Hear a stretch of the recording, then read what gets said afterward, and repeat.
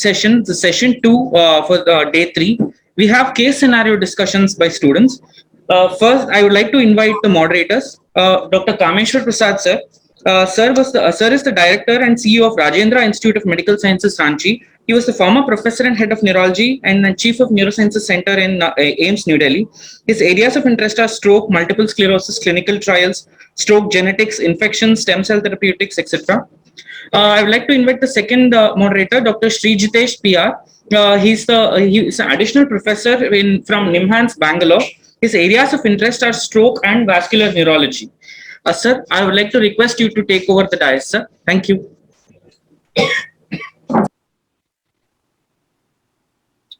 Thank you. I must thank the organizers for inviting us to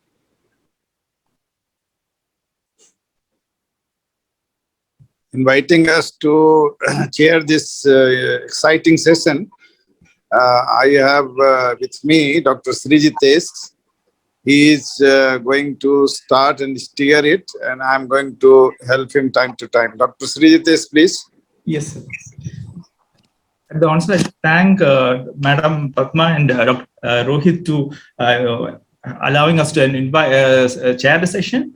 So this case scenario, as you might be knowing, essentially we will be presenting the case, and the student, the discussant, Dr. Naveen from Srijitra, will be discussing the key management issues and investigational issues. But Dr. Srijitesh, you will present the case now? Yes, yeah, I will present the case, yes. So this patient, 83-year-old gentleman with prior history of hypertension, is not a diabetic and there are no other comorbidities. He was irregular on medication. He was a chronic smoker. He was not on any oral anticoagulants or antithrombotic agents. He presented to the emergency department with a history of sudden onset of headache, giddiness, left hemiparesis, and altered sensorium of 2 hours duration. There was no history of palpitation, heart failure, or seizure. In the emergency department, his BP was 220 by 120. Pulse was 120 per minute, irregularly irregular. The SpO2 was maintained. GCS was E2, V2, and M3. And his random blood sugar was 166. On neurological examination, he was comatose, motor response of M3. There was pupils were bilaterally equal and reactive to light. Dorsal was present. He had paucity of left side of the upper limb, upper limb, and this was his ECG, showing irregular RR intervals. So, Naveen, you want to comment? What, of course, the obvious investigation. Naveen, the discussant is not there. I'm here, sir. I'm here. Am I audible now? So this 83-year-old gentleman with a hypertensive, poorly controlled, with not on regular medicines, has now presented with acute onset left hemiparesis with altered sensorium, preceded by headache and giddiness. And he also has atrial fibrillation. So this patient has now presented with a stroke. Most likely it could be a hemorrhagic stroke in view of a headache with uncontrolled hypertension with giddiness. And also has atrial fibrillation which is found. I would like to consider both ischemic as well as hemorrhagic stroke as a possibility. And risk factors being poorly controlled hypertension, smoking, and in this context also atrial fibrillation. Okay, so what investigation? Of course, the obvious investigation. I would like to first go for a CT brain. So can you discuss the scan? Okay. This CT brain shows there's a hematoma in the right capsuloganglionic region, which is extending above into the coronary aorta with intraventricular extension with significant mass effect and midline shift. And also the CT also shows leukoaortic changes in the periventricular areas as seen on the left side also, which is indicative of long-standing poorly controlled hypertension. So, and this ICH intracellular, the hemorrhage volume is 32 ml. So, against this backdrop, is age being more than 80, intraventricular extension being there. The lesion is a supratentorial bleed with a GCS of 7 and a volume more than 30. His ICS score will be 4. So, ICS score is 4. So, this patient has a poor prognosis in that he has a high risk of prognostic outcome is poor actually. 90% of these patients with such a poor have a poor outcome. So the mortality, 30-day mortality will be about 90%. That's what you're saying, no? Any other score you would like to discuss in this case, in this context? Anything else? The scores can be used like functional outcome in hemorrhage. No. Functional outcome score can be done. Again, volume is 32 here, so the score will be 2 for that. And age is more than 80, so that will be a scoring will be 0. It's a deep bleed rather than a global bleed, score will be 1 for that. And his GCS is less than 8, so score will be 0. No prior cognitive impairments was described in the history, so that will give a score of 1. So here the score would most likely be 2 for functional neurological outcome. Patient also has atrial fibrillation, no? So Yes, sir, but okay. So how will you prioritize the management of this patient? so in this patient, we have to weigh the risk versus benefit in terms of giving a long-term anticoagulation in this patient. No. What are the issues? What are the main issues in this patient? The first pressing issue in this patient is the bleed with the mass effect, which is causing a raised ICP. So first we should stabilize the patient in terms of airway breathing, and we should see his GCS. His GCS is already 7, and since he has already in a comatose state, it is better to intubate him, start him on anti-edema measures like intubation and hyperventilation, targeting a PCO2 less than 35, then head and elevation. Start on 3% saline or 3% saline with mannitol, and if no renal failure is there, and also consider diuretics like Lasix. Then I will consider to take the patient for an early surgery in case the sensorium. What about blood pressure? Blood pressure reduction should be there. Aggressive reduction of blood pressure. We can control to target less than 140 systolic in this patient. So how fast you to control the blood pressure? It should be in the first ever 25% reduction should be there, and then subsequently we should target to 140. Is it so? What is the guidelines of hypertension management in ICH? As early as within 4 hours, we should reduce the blood pressure to 140. Yes, that's so. So can you discuss the trial? You remember the trials which has established, because previously the hypertension management, the guideline was essentially based on physiological reasoning. It was to reduce the blood pressure by 25%. Now with the new trials on this respect, it allows us to reduce the blood pressure drastically. In fact, in the study, they are within 2 hours they reduced the blood pressure to 140 systolic blood pressure. So can you discuss the trials? Can you enumerate the trials? Trials are the Interact 1 and Interact 2, and subsequently the Attach 2 trials. Yes. Interact 1 was the trial which primarily talked about the safety and efficacy of reducing the blood pressure rapidly without any adverse outcomes. And Interact 2 was the trial which showed that early aggressive reduction of blood pressure in the intensive arm of that is less than 140 versus the standard arm of less than 180. They found that ultimately the rate of hematoma expansion was less, but in the functional outcome, it did not have a significant difference between the two groups. Attach 2 trial also came out as a similar result in that the intensive arm was the one less than 140. And again, though there was a significant reduction in the rate of hematoma expansion, and there was an improvement in the ordinal scales of the MRS in terms of the outcomes in a subgroup analysis. So intensive reduction of blood pressure is recommended. So what would be the level of evidence for this with respect to reduction in BP, aggressive reduction in BP? You have two trials. Two trials, large randomized controlled trials in the same direction. So what would be the level of evidence? Level of evidence will be class A. Mm-hmm. What would be the recommendation? Class of recommendation? It's a 2 randomized controlled trial in the same direction, no? In fact, 3 trials. 3 trials were there. One was safety trial and 2 were on the efficacy trials. Anyway, not to bother about level of evidence, you carry on. But I should point out that in Interact 2 trial, even though the target BP was 140, the average BP which was arrived at was 150. So the outcome which you have seen in Interact 2 is with average target BP of 150. So you bring between 140 and 150, it's okay. Okay. Okay, sir. So, can go ahead. Okay. What about Yeah, go ahead. Okay, go ahead. What Uh, else in the management of this case? So after reducing the blood pressure, since it reflects a hypertensive bleed, first I would like to reduce the blood pressure, then target the raised patient.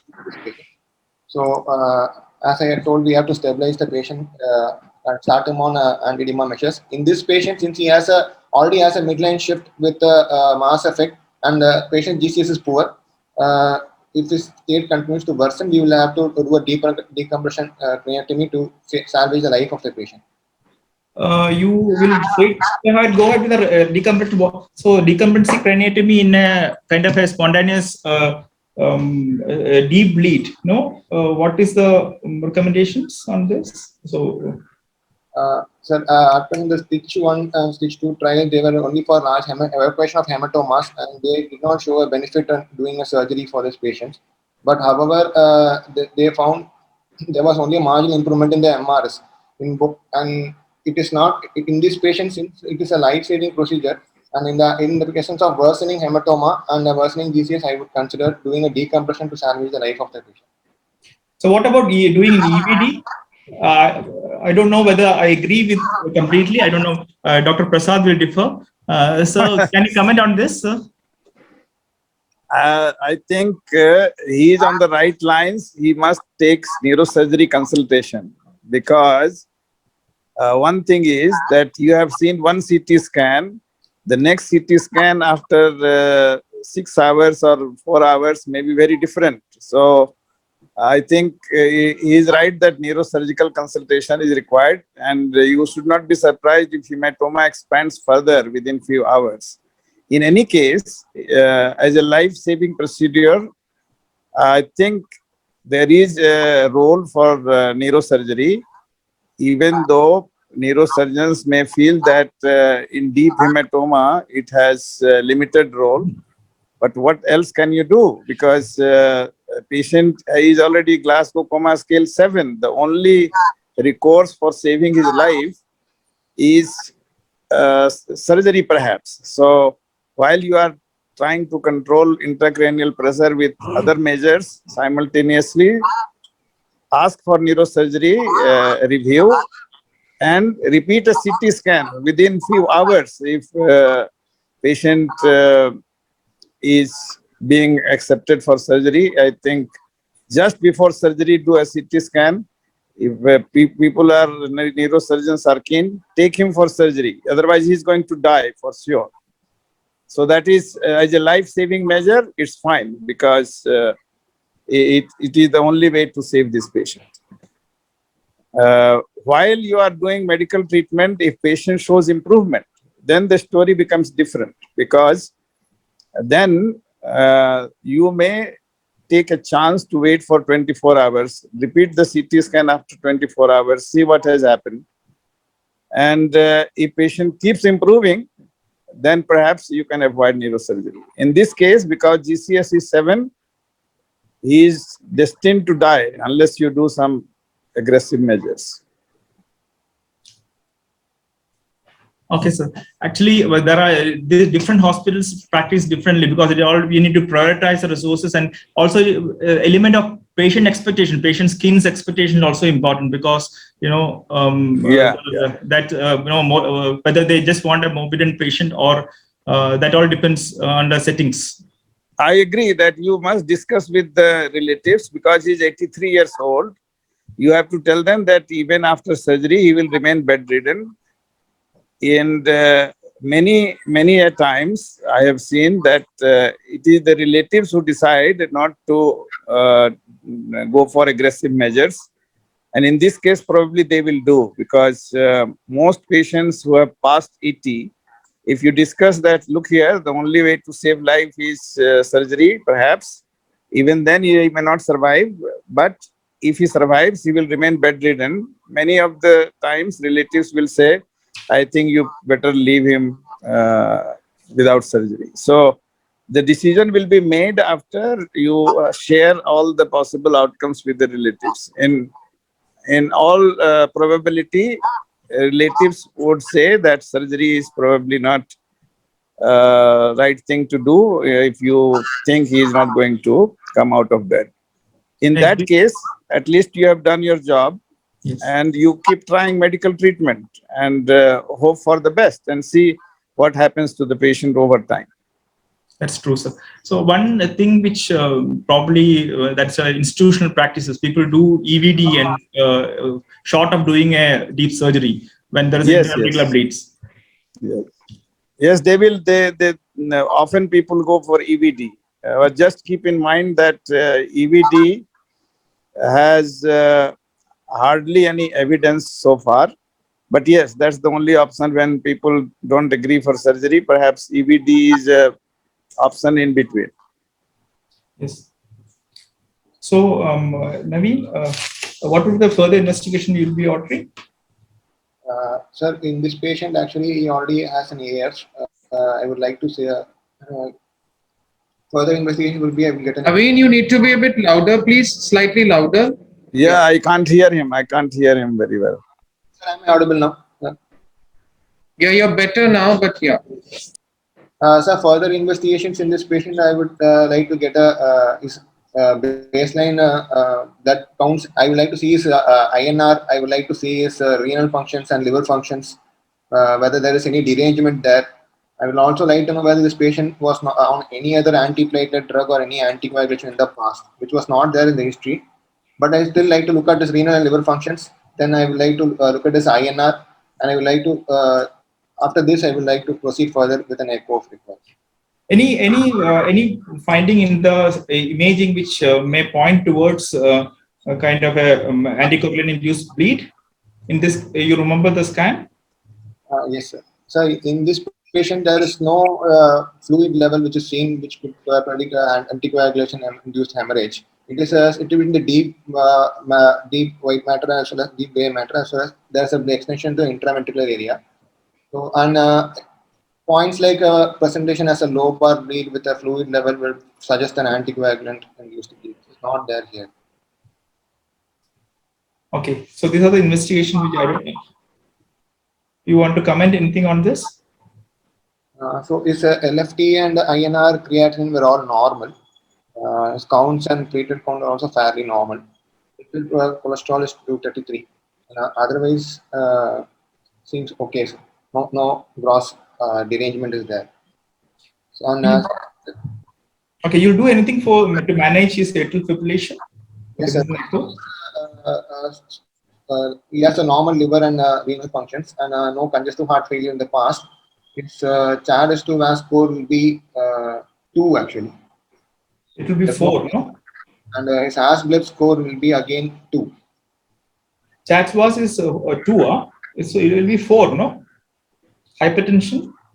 There's a hypertension, there's an age more than 75, and there's stroke is there. Stroke, there are 2, no? So it will be coming about 4.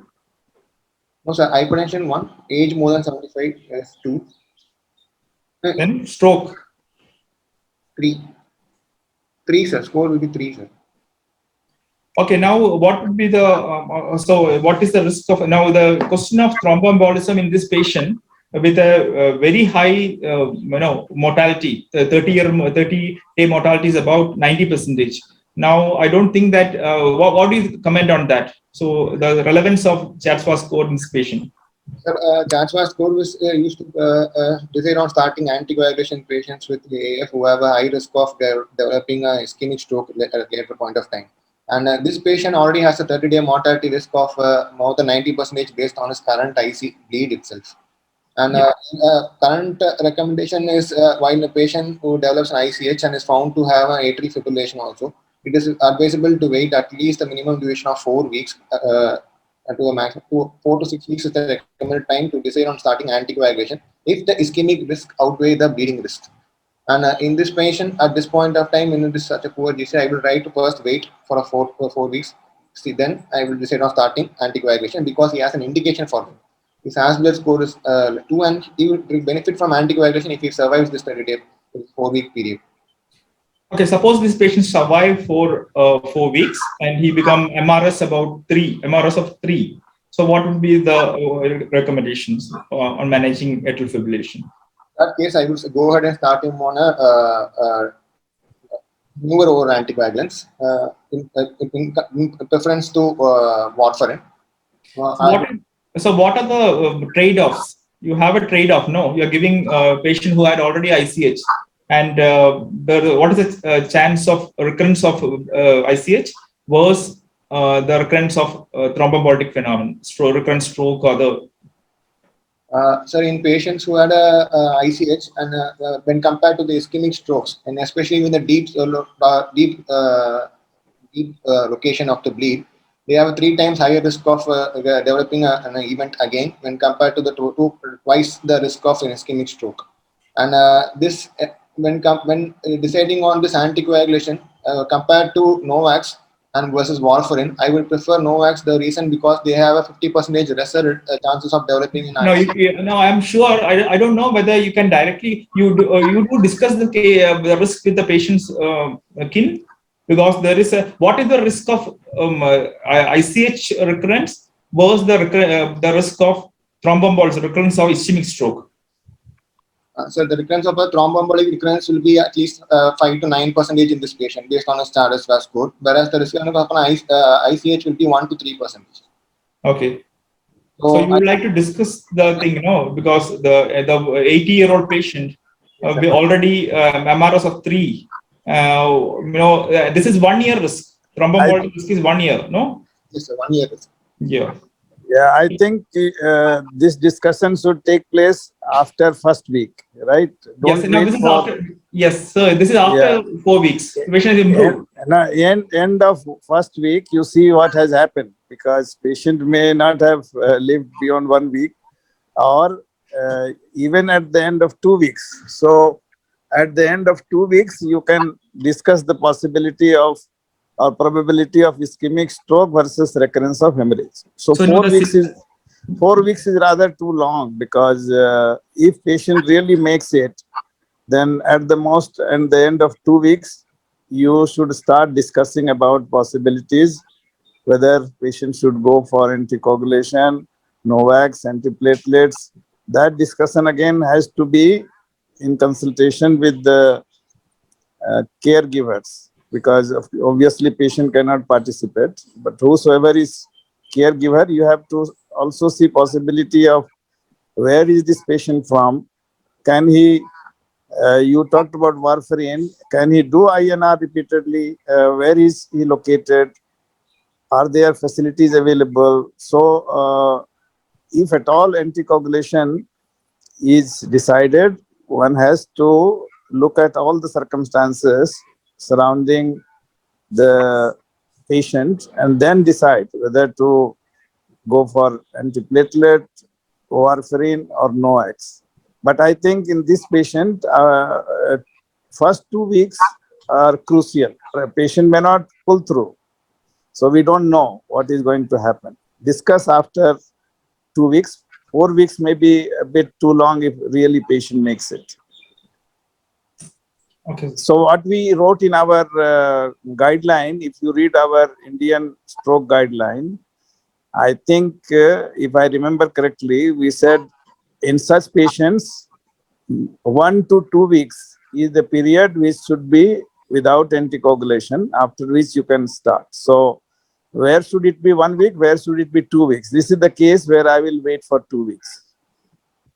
Right. But there may be another situation where 1 week may be good enough, because there may be a small bleed, patient may be young, risk of bleeding may be low, risk of recurrent thromboembolism may be high. So there one may take discussion, do this discussion at the end of 1 week.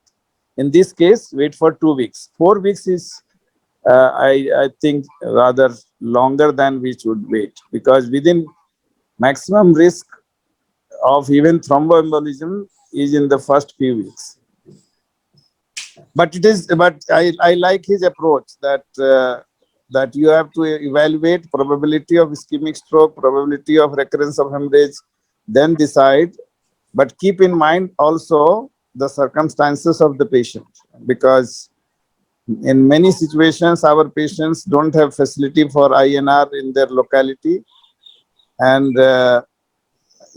don't think it costs less, because we always talk about cost when we talk about NOACs, but cost of repeated INR for a patient who has to perhaps travel a long distance to get it done, it becomes almost same, and at the cost of higher risk of bleed. So I'm happy that you brought NOACs in the discussion, but all this is called shared decision making. These decisions are not black and white, so you have to share the risk and benefit with the people who are taking care of the patient, and take a decision together. Don't ignore what are the circumstances of the patient and caregivers while making these decisions. Yes, I agree completely. So you'll be starting. So Naveen, you'll be starting anticoagulation.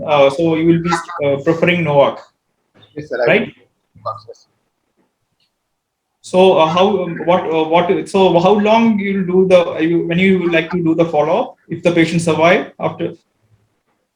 So, I would like to follow him up again after 1 month. I will start on NOVAX. I will prefer in this patient Azoxystrobin or Reduxan, which has better data compared to others. And since it's elderly, Which NOACs you are going to choose?